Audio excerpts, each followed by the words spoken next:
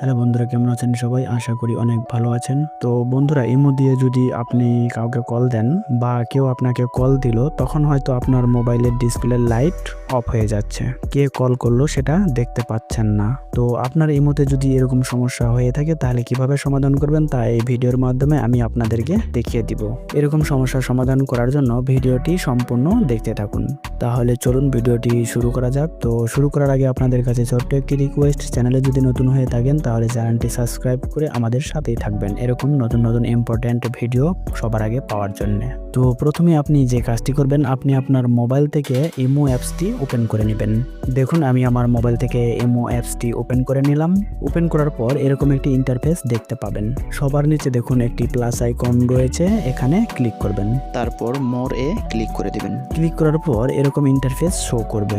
তারপর এখানে দেখুন সেটিংস নামে একটি অপশন রয়েছে, এখানে ক্লিক করবেন। তারপর উপরে দেখুন নোটিফিকেশন নামে একটি অপশন রয়েছে, এখানে ক্লিক করে দিবেন।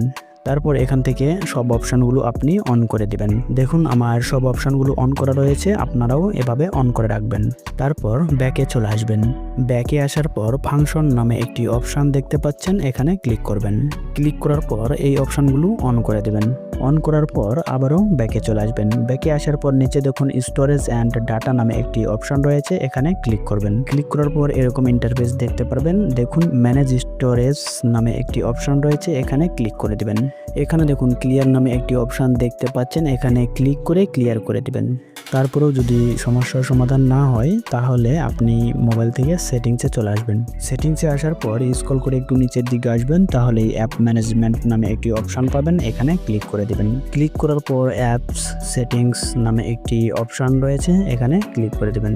এখন আপনার মোবাইলে ইনস্টলকৃত সকল অ্যাপস কিন্তু এখানে শো করবে। তো আপনি এখান থেকে ইমো অ্যাপসটি খুঁজে বের করে নেবেন।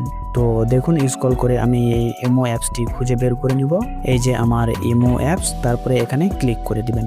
তারপর নিচে দেখুন স্টোরেজ অ্যান্ড ক্যাশ নামে একটি অপশন রয়েছে, এখানে ক্লিক করে দিবেন। ক্লিক করার পর এখান থেকে ক্লিয়ার স্টোরেজ করে নেবেন।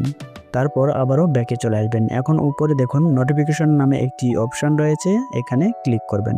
তো দেখতে পাচ্ছেন আমার সব অপশনগুলো অন রয়েছে এবং এখান থেকে সব অপশনগুলো অন করে দিবেন। তারপর আবারও ব্যাকে চলে আসবেন। ব্যাকে আসার পর নিচে দেখুন পারমিশন নামে একটি অপশন রয়েছে, এখানে ক্লিক করবেন। তারপর এখান থেকে সব পারমিশনগুলো অ্যালাউ করে দিবেন। দেখুন আমি আপনাদেরকে দেখিয়ে দিচ্ছি, ঠিক এভাবেই আপনারা পারমিশনগুলো অ্যালাউ করে দিবেন। অ্যালাউ করা হয়ে গেলে ব্যাকে চলে আসবেন। এখন মোটামুটি কাজ শেষ। তো আশা করি কেউ যদি ইমোতে কল করে বা আপনি যদি কাউকে কল করেন তাহলে আপনার মোবাইলের ডিসপ্লের লাইট আর বন্ধ হবে না। এভাবে সেটিংস করলেই আপনি নিজেই সমাধান করতে পারবেন। তো বন্ধুরা, ভিডিওটি দেখে যদি একটু উপকার হয়ে থাকে তাহলে আপনাদের কাছে ছোট্ট একটি রিকোয়েস্ট, চ্যানেলে যদি নতুন হয়ে থাকেন তাহলে চ্যানেলটি সাবস্ক্রাইব করে লাইক কমেন্ট করে ভিডিওটি বন্ধুদের মাঝে শেয়ার করে দিবেন।